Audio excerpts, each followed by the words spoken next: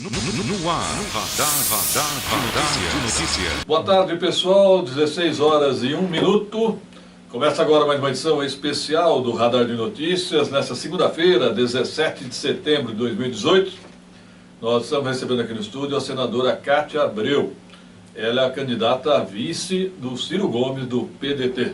Boa tarde, candidata, senadora. Boa tarde, Pedro. Prazer estar aqui. Quero agradecer a oportunidade num momento tão já apertado para as eleições. Nós temos um tempo de televisão muito curto, Sim. Então essa oportunidade é muito preciosa e eu quero lhe agradecer ao Radar de Notícias. Eu que agradeço a visita. O que atrasa Guarulhos hoje?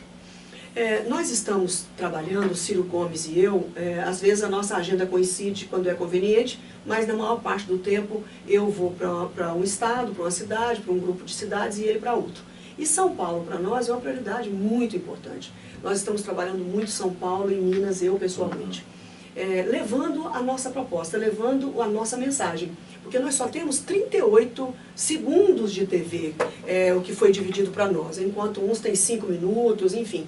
E então é importante nós irmos até as cidades, conversar com a nossa liderança, conversar com as pessoas e nos veículos de comunicação para que a gente possa disseminar as nossas propostas e as pessoas terem a oportunidade de fazer suas escolhas e ver que o Ciro Gomes tem as melhores. Eu achei interessante a entrevista do Ciro Gomes no Jornal Nacional. Ele disse que a senhora o complementa. Em que sentido a senhora vê? Olha, nós estamos vivendo nos últimos 4 anos um momento de muito conflito no Brasil, né? Desde a eleição da Dilma e Aécio, que o Brasil nunca mais pacificou politicamente. Isso tem se agravado muito no sentido de principalmente nas redes sociais, no Congresso Nacional, nunca mais nós tivemos a mesma paz do passado. Claro que tem as divergências e elas devem existir, mas estão muito acirradas toda essa questão política. E nós precisamos pensar que o Brasil chegou, do ponto de vista econômico, numa situação muito delicada. E nós vamos precisar de acabar com essa história do Fla-Flu. Nós estamos precisando de compor uma seleção brasileira competente, com um bom técnico para fazer gols. Gols, que eu quero dizer, na educação, na saúde, na segurança pública, com as contas públicas, enfim, é o bem-estar da população brasileira que deve ser o nosso foco. Essa questão de direita e esquerda continua a discussão, mas tem que ser uma questão subliminar e não uma que vai pautar o país. O que eu quero dizer com isso? Se nós não conseguirmos fazer isso, Pedro, nós não vamos conseguir a maioria no Congresso Nacional para fazer as mudanças. E se ganhar, por exemplo, sem nenhum tipo de terrorismo que não é do meu feitio, Haddad ou Bolsonaro, as pesquisas estão demonstrando que poderá haver um acirramento e não uma pacificação do país. Então eu atribuo ao Ciro Gomes uma figura que pode unificar o país. Mas como é que você tem tanta certeza disso?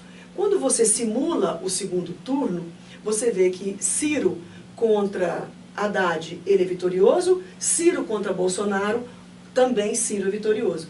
Então isso demonstra que ele atrai os dois lados e, no entanto, isso significa que ele está vestindo o figurino, a roupagem de uma pessoa de centro, uma pessoa que pode trazer essa unidade. E aí que entra o meu nome quando ele diz que a gente se complementa, porque Ciro é de centro-esquerda, eu sou de centro-direita.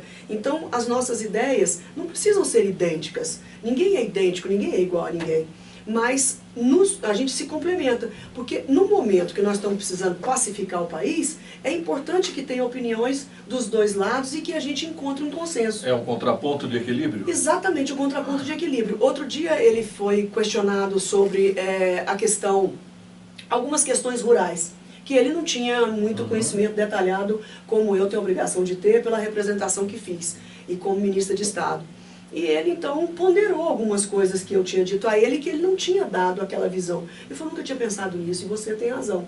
Então, da mesma forma, ele vem me convencendo de muitas coisas, principalmente no que diz respeito à economia, né? A educação, eu já estudo o Ceará há mais de 1 ano, por conta do Tocantins, até não era pela questão presidencial, que eu nem imaginava que ia ser candidata a vice, mas o Ceará é uma referência nacional, uma referência até internacional, porque foi premiado já de várias formas, então acho que é um ponto de apoio e convergência muito grande no país. Então acho que é isso, nós nos complementamos porque nós unimos ideias e conceitos que não vai polarizar, ao contrário, eu vou atrair muita gente do centro-direita e ele vai atrair muita gente também da centro-esquerda. A senhora, o seu nome é muito ligado aos ruralistas, ao agronegócio, né? Sim. E qual a sua posição em relação à reforma agrária? Eu gosto muito de responder essa pergunta e eu te confesso que deve ter mais ou menos uns 10 anos que eu respondo essa pergunta, mas eu não me canso de responder. Porque se as pessoas ainda perguntam é porque eu ainda não me fiz convencer. Eu sei a resposta, mas eu gostaria de... Não, a reforma agrária é o seguinte, ela é uma política pública. Uma política pública como outra qualquer, desde que o governo tenha orçamento e queira fazer, certo? O que eu sou radicalmente contra são as invasões. Eu sou contra a invasão porque eu detesto violência. Eu não gosto da violência. E nós temos tanta terra nesse país e temos condições de fazer sim a reforma agrária. Então a reforma agrária não tem nenhum problema, desde que respeite a lei e que tenha orçamento para poder fazer o mecanismo funcionar. Então quem sou eu que adoro terras, adoro produção agropecuária, adoro campo, né, vamos assim dizer, sou mulher da roça, sou psicóloga, mas sou da roça. Então, quem sou eu para questionar um cidadão brasileiro que tem um sonho de ter um pedaço de terra? Então, absolutamente nada contra, apenas as invasões, porque eu acredito no Estado de Direito e não acredito em violência. Outra questão que é polêmica é o Estatuto do Desarmamento. Qual a sua posição? Nós temos uma lei bastante explícita e rigorosa, não proíbe o porte de armas e que você tenha o seu documento autorizando. Mas não é tão fácil assim. Nós colocamos algumas travas para que a população não seja uma população armada. Mesmo porque isso nunca foi uma demanda do Brasil por ser um país pacífico. Agora, ultimamente, com tanta violência nas cidades e também no campo, isso começou a virar uma solução. É o tipo de solução simples para um problema complexo. É o que, por exemplo, Bolsonaro tenta fazer quando apoia o armamento. E ele mesmo, infelizmente, ele mesmo foi vítima de violência, de um ato absurdo que nós condenamos, mas imagine se aquele cidadão tivesse uma arma de fogo. Ele poderia ter matado o Bolsonaro. Graças a Deus ele não teve a facilidade de ter uma arma de fogo e apenas uma arma branca, que nós chamamos as facas de arma branca. Então, eu não sou a favor de armar a população. Eu só acho que cada caso é um caso específico, como o campo.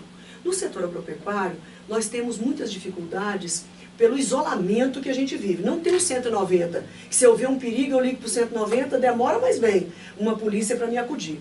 Quando eu tinha 25 anos, e eu gosto de contar esse caso pessoal para as pessoas entenderem melhor, eu tinha 25 anos, um filho de 4, um filho de 1 ano e grávida de 2 meses. Foi assim que a minha vida empresarial e política começou. E o meu marido, então, falecido, deixou uma propriedade rural para nós, lá no norte de Goiás. Nem existiu Tocantins. Tocantins foi no ano seguinte. E eu fui embora para a roça. Não sabia nada de roça, falei, mas eu vou enfrentar. É o que tem, é o que ele deixou e eu vou enfrentar. Estava no último ano de psicologia. Um belo dia chega um amigo vizinho de fazenda e ele reclama que eu não falo nunca o nome dele, Maurílio. E ele chegou em casa e falou assim, você tem uma arma? Eu levei até um susto, falei, não, imagina, eu não tenho arma, mas você tem que ter. Porque como é que você vai ficar sozinha com esses 3 meninos aqui? Aliás, 2 e grávida, e estava de fato só mesmo, não tinha irmãos, pai, nada, sozinha. E os funcionários, tinha 2 casas que moravam um pouco distante da sede, né? E ele falou, você tem que ter um revólver aqui, pelo menos, para dar um tiro para cima, para chamar seus funcionários, porque no grito não vai. Né? Então aquilo me encabulou, falei, me será, meu Deus? E de fato comprei a arma. Nunca precisei usar, graças a Deus, nunca precisei usar, nunca passei esse terror e esse medo. Então, isso é para demonstrar a preocupação que nós temos no campo. Mas ela te deu confiança, essa arma? Me deu confiança, porque qualquer coisa que eu dou um tiro para cima, e eu dava mesmo, se precisasse. Então, o que aconteceu? Graças a Deus nunca precisei, mas podia ser que eu tivesse, as pessoas saberem que eu estava lá sozinha. É uma fazenda que fica a 7 quilômetros da cidade, muito perto. Então, isso tinha uma certa preocupação das pessoas saberem que eu estava só. Conclusão, eu não usei e, enfim, esta é a justificativa. Agora, você quer que mude a lei? Não, não precisa mudar a lei. A lei do desarmamento já é clara. Tem um item nela que fala assim, você tem que justificar porque você quer a arma. E isso é ótimo. Quer uma arma por quê? Pra quê? Não, eu sou do clube do tiro, ou vou para um lugar a ermo. Então, que nessa hora dessa análise, a Polícia Federal que faz esse trabalho, e que tem toda a competência para tanto, poderia, então, fazer uma análise um pouco mais com lupa, quando o pedido for para produtor rural que esteja em lugar muito distante. Sou contra a milícia armada, sou contra invasões de terra, sou contra a polícia contratada privada no campo, porque nós não precisamos disso. Nós precisamos de pacificar o país. Fazer reforma agrária, sim, é um instrumento ótimo, é uma política pública interessante, desde que seja completa, né? Infelizmente os assentamentos da reforma agrária no Brasil estão muito abandonados, com raríssimas exceções, sem política pública de continuidade, apenas de terra. Depois esquecem que eles existem. Mas isso é uma outra conversa. Então é isso. Eu sou a favor do desarmamento urbano, principalmente, e que no campo, em casos específicos de distância, de perigo, de abandono, de isolamento, que esse cidadão possa ser considerado a possibilidade de ter a sua arma em casa. Hoje a senhora é notícia na grande imprensa, a senhora disse que o PT é um partido ingrato e que o Haddad, na hora do impeachment da presidente Dilma, ele sumiu, ele desapareceu. O que a senhora quis dizer? Eu quis dizer o seguinte, é muito simples. A opção do Haddad não ter ajudado a Dilma no impeachment, isso é uma opção dele, eu não tenho que discutir isso.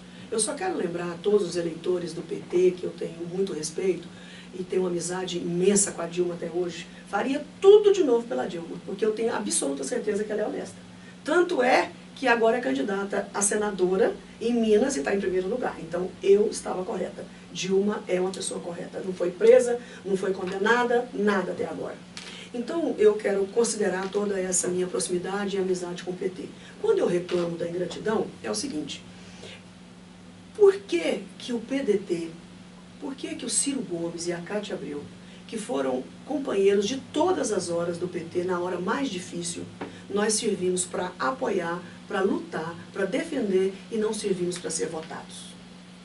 Sendo que o PT está conseguindo promover o Haddad única e exclusivamente pela força do presidente Lula. O programa de TV nem parece que é do Haddad, o programa parece que é do Lula, porque só colocam o rosto do Lula na propaganda. Então, eu questiono até que ponto isso está correto com a população, especialmente os mais humildes, que de fato adoram o Lula. Mas Haddad é Haddad, não é Lula. Dilma é Dilma, não é Lula. Então, tanto a Dilma, que é minha querida amiga, como o Haddad, tiveram dificuldades enormes de conviver com o parlamento.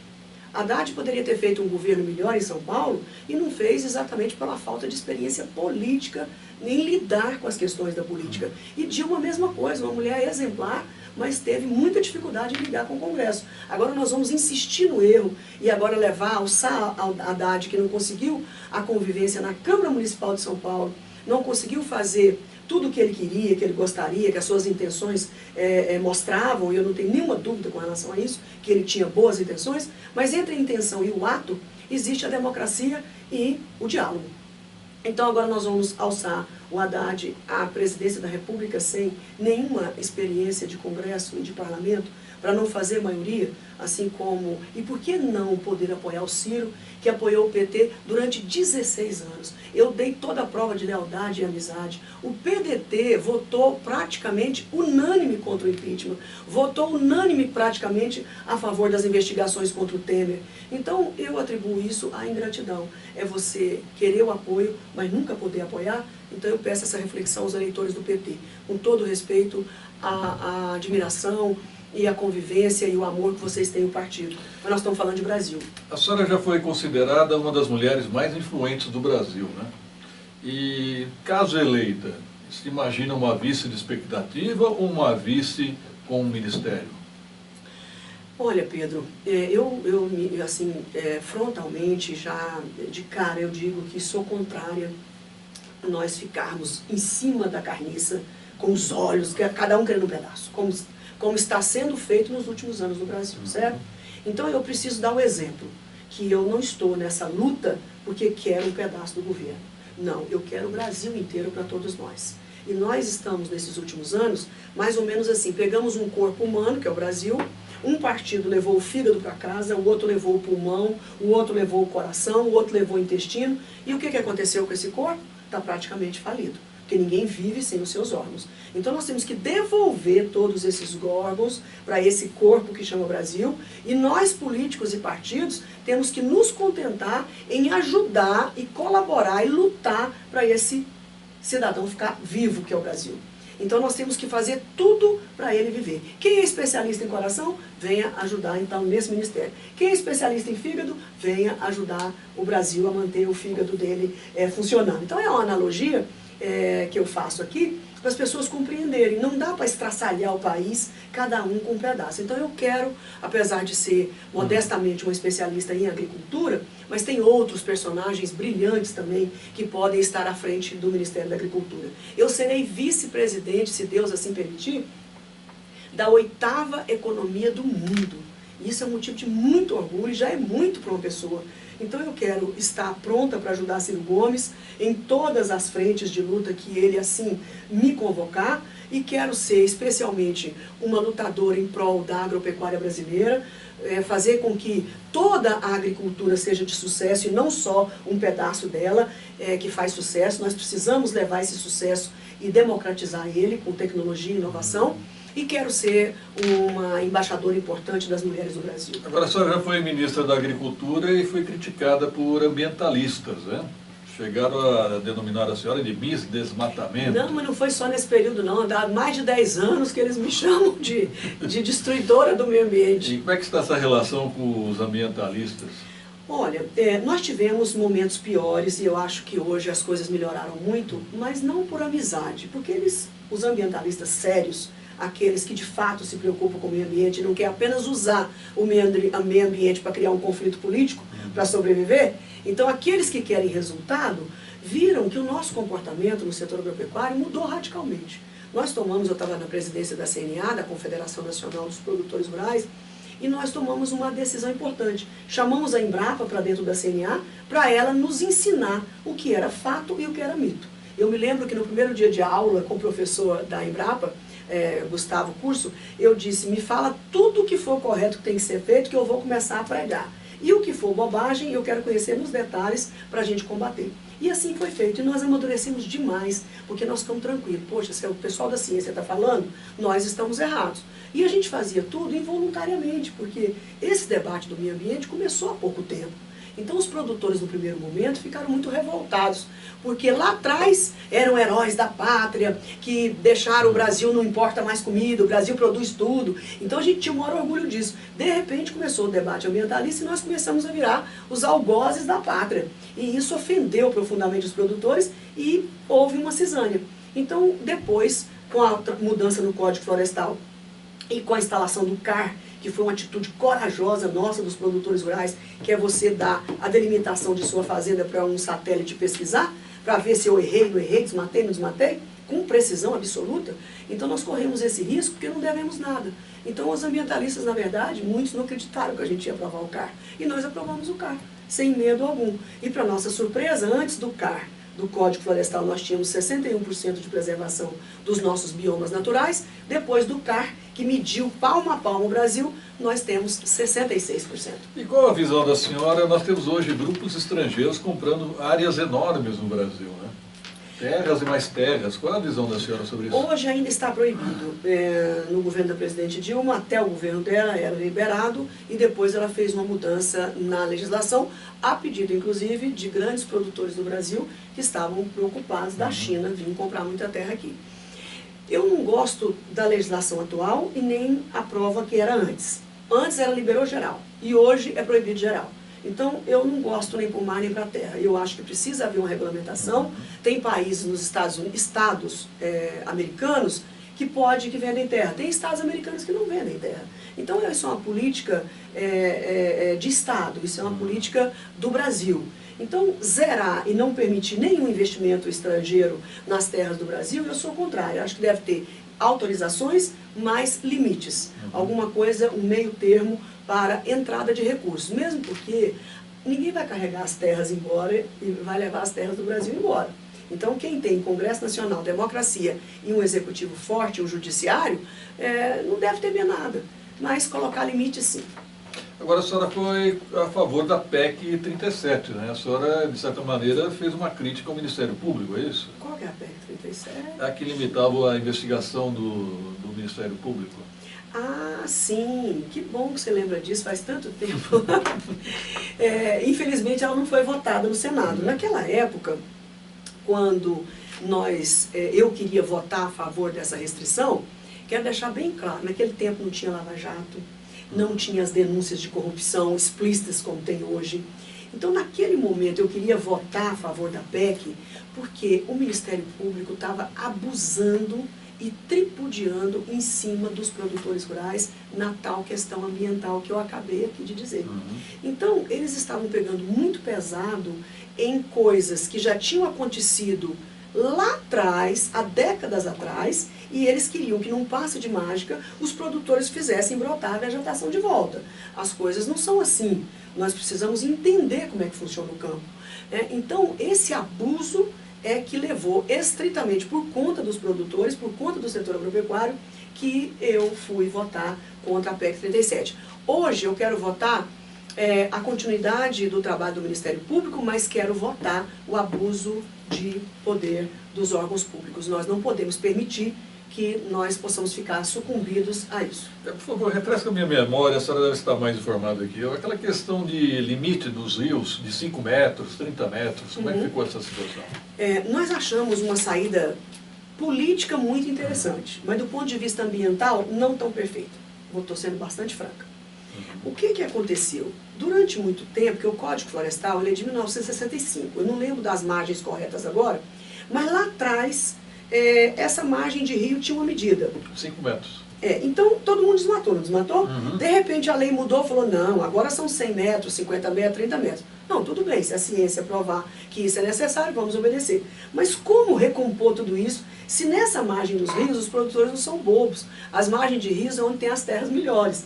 Então é natural que os pequenos agricultores, principalmente eles, correram para a margem dos rios durante a vida, durante o Brasil, durante todo o desenvolvimento brasileiro. Ali fizeram suas casas, seus currais, seus barracões, enfim, a sua agricultura. E aí, o que vai fazer com tudo isso? De repente eu chego aqui e mando desmanchar todos os prédios da avenida principal de Guarulhos. Eu não posso fazer isso com as pessoas. Então, aí vem a política. Você precisa contemporizar.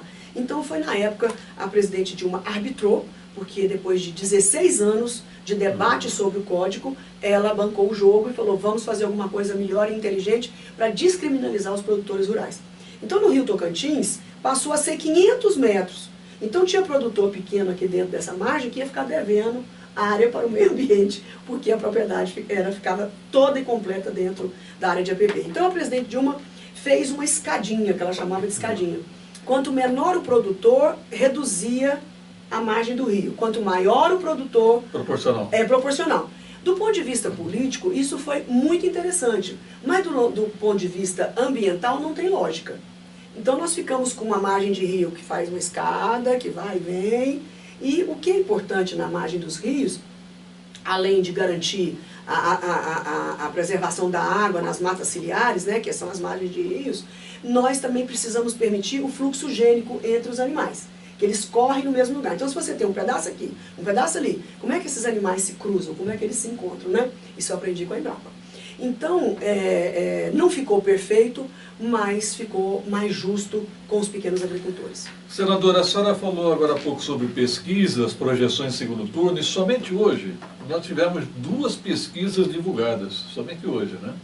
Semana passada nós tivemos o Datafolha e o Ibope, e me impressiona, eu vejo o brasileiro, ele se baseia muito nas pesquisas. Eu vejo as pessoas mudando o voto, não, eu vou votar no primeiro turno em fulano, por causa do ciclano.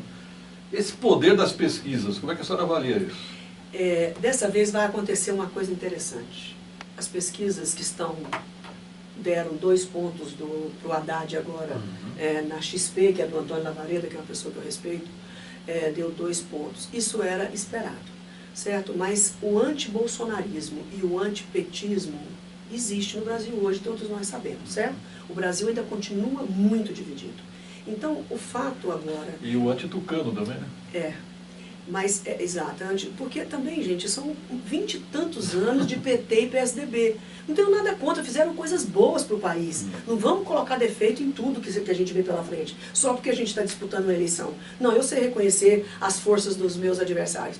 Então, o que acontece? Existe um cansaço um pouco do poder. Então, eu acho que o PT e o PSDB fariam muito bem aos 2 partidos um descanso do poder e dessa disputa nacional tão acirrada. Eu acho que seria interessante para o crescimento deles ficarem um pouco de longe, vendo e tendo uma visão melhor da situação brasileira. Acho que isso é saudável para a democracia.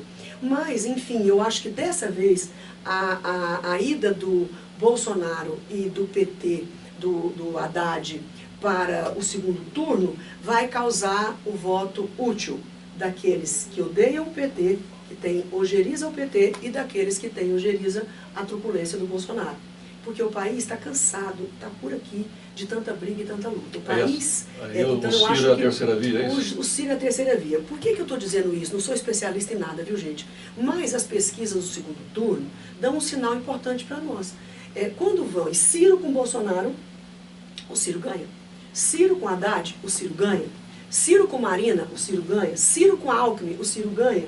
O que isso quer dizer? Quer dizer que ele unifica, que ele atrai votos de todos os lados, que ele trai votos da esquerda e atrai votos da direita. Só não trai dos radicalíssimos, intransigentes, preconceituosos e até com algumas atitudes fascistas, né? Vamos aqui considerar, contra negro, contra índio, contra esse acirramento contra homossexuais. Isso é muito triste para nós.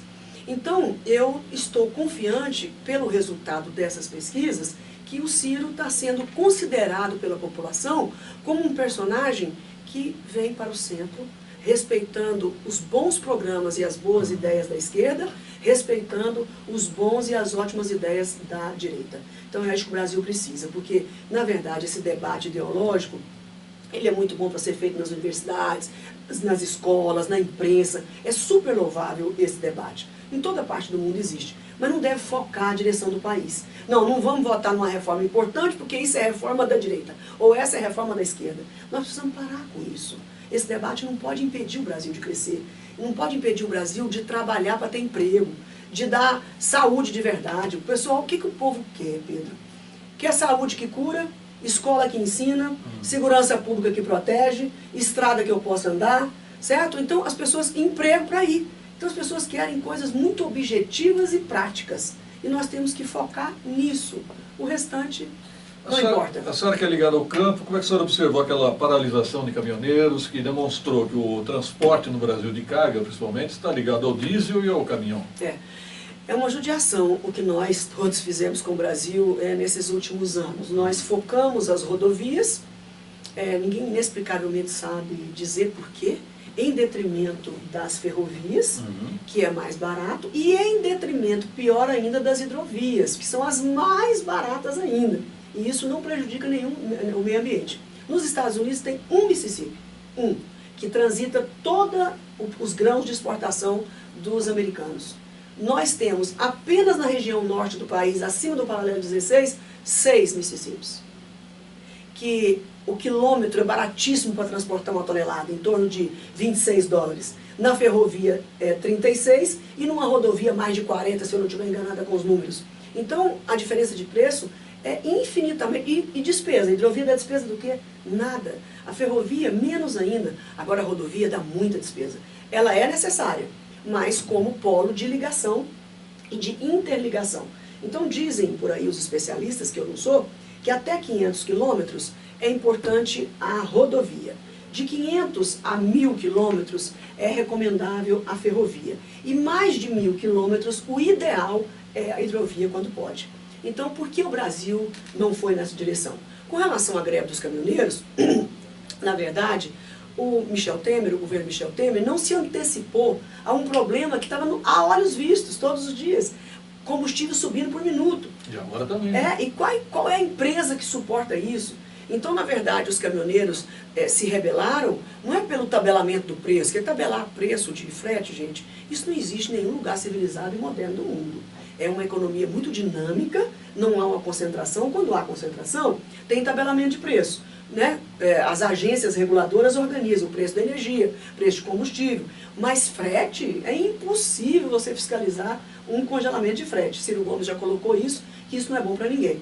E o que os caminhoneiros querem? Eles querem uma política de preço de combustível decente para o país. E isso o Ciro Gomes tem projeto e vai efetivar. Bom, senadora, só para finalizar, nós estamos em cima do horário, mas ontem o Bolsonaro lançou uma polêmica e está repercutindo muito, Qual é o grau de confiança que podemos ter na urna eletrônica? Qual a sua opinião? Muito obrigada por essa pergunta, porque eu estou muito intrigada com essa discussão que está sendo levantada por alguns generais da reserva e pelo próprio Bolsonaro. Andaram dizendo, inclusive, o general Vilas Boas, que merece todo o respeito da tropa e de todo o Brasil, uma pessoa comprometida com o país, foi o primeiro a dizer que poderia haver fraudes nas eleições e que um futuro presidente poderia ter dificuldade de assumir. O outro general, que é o vice da reserva, esse agora da reserva, Mourão, também tem levado a essas dúvidas. Ontem Bolsonaro gravou na cama de hospital, com dificuldade, eu vendo ele lá, eu assisti o vídeo, estava me dando até aflição, coitado, de ver aquela coisa nele com dificuldade de falar. Eu fiquei muito emocionada de ver aquilo, mas também gastou 1/3 do seu vídeo falando que as eleições serão fraudadas. Quer dizer, eu não gostei disso, não gosto disso. O que tem por trás de toda essa polêmica? Quantos anos nós temos eleições já e admiradas pelo mundo inteiro na urna eletrônica? Eu já perdi, eu já ganhei e nunca questionei urna. Nunca ninguém questionou urna.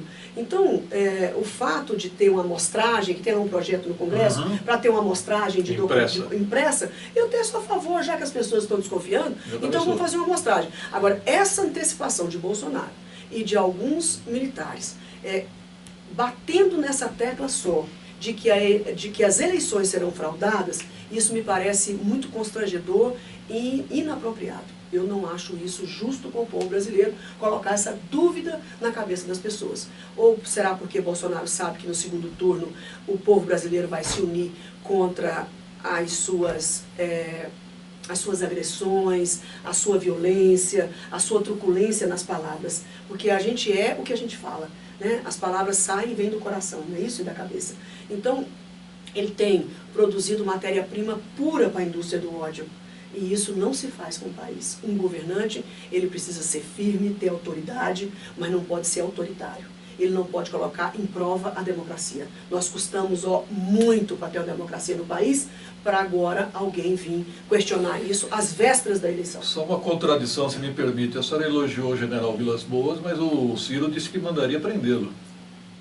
O Ciro disse isso porque, inclusive agora há pouco tempo, o governo do Uruguai, que é um governo bastante equilibrado, prendeu um de seus generais porque deu palpite na política da reforma, uma questão que é feita ao Congresso Nacional, uma ação do governo. Então, o que Ciro quis dizer? Na verdade, o comandante-em-chefe da nação, segundo a Constituição, não é o comandante das Forças Armadas. Quem é o superior no Brasil é o presidente da República. Então, como é que o comandante-em-chefe da República pode mandar uma missão para o Congresso Nacional, um projeto de lei, e um subalterno vai questionar o presidente da República com relação a essa questão? Então, o presidente da República, segundo a Constituição Federal, tem o direito de prender, sim, quem ele achar que possa estar atingindo a democracia ou intrometendo nas instituições. Imagine um general falar do Congresso Nacional, ou o Congresso Nacional falar do Judiciário. Então, precisa haver, por parte das Forças Armadas, uma isenção total e absoluta. Por quê? Porque isso está na Constituição, em primeiro lugar, faz parte de um rito democrático, e as Forças Armadas é para o brasileiro muito cara, muito preciosa. O brasileiro gosta das Forças Armadas e ninguém no Brasil quer ver as Forças Armadas envolvidas de um lado político. Nós queremos umas Forças Armadas isenta, independente, que proteja o Brasil e não os brasileiros que estão no partido A ou numa representação B. Então, essas palavras e essas frases por parte das forças, eu acho inconveniente como senadora da República, não como candidata a vice, mas sou contrária a essa manifestação, porque não ajuda a democracia e deixa os brasileiros muito inseguros. Isso não pode ser feito e nós não podemos aceitar. General Vilas Boas é um homem íntegro. Todo o Brasil sabe disso, Ciro Gomes sabe disso, visitou ele já neste ano no período eleitoral. O que Ciro Gomes quis dizer é que um general não pode, na ativa e na reserva também não deveria, colocar em dúvida e em xeque as eleições democráticas do país. Senadora Cátia Abreu, foi um prazer entrevistá-la. Obrigado pela visita a Guarulhos. Até uma próxima oportunidade. Se tiver algo a finalizar, fique à vontade. Não, eu gostaria apenas de agradecer mais uma vez, Pedro, essa oportunidade rara que eu estou tendo aqui de falar com milhares de pessoas aqui de Guarulhos, de todo o entorno da cidade. A segunda cidade maior do estado de São Paulo. Eu estou aqui acompanhada do ex-prefeito Sebastião Almeida, que é candidato a deputado federal aqui da cidade, e dizer que estou encantada. É uma cidade muito importante para São Paulo e para o Brasil, onde aglutina grande força de trabalho, de emprego, mas que precisa de muito apoio do governo federal, especialmente no que diz respeito ao tratamento do saneamento básico, do esgoto, que nós sabemos que uma cidade tão próxima de São Paulo e ainda não chegou ao seu ápice. E Ciro Gomes quer criar emprego de emergência na construção civil, focando moradias e focando o saneamento básico. Então, Guarulhos se enquadra e se encaixa tranquilamente nesses dois objetivos de Ciro Gomes. Moradia, que eu sei que aqui tem um déficit muito grande, e 100% de saneamento básico, de esgoto tratado. Então, vocês fiquem tranquilos. Ciro Gomes poderá sim, se Deus permitir, ganhar as eleições, e todos vocês viverão um tempo de tranquilidade, de um novo país justo, um país focado, um país responsável, que vai gastar aquilo que pode e tratar as pessoas e as políticas públicas com muita transparência. Obrigado, senadora Cátia Abreu. Lembrando aos nossos ouvintes, telespectadores, o público multimídia, que amanhã, por volta das 10 horas da manhã, estaremos entrevistando Paulo Scaff, candidato a governador de São Paulo pelo MDB. Até amanhã.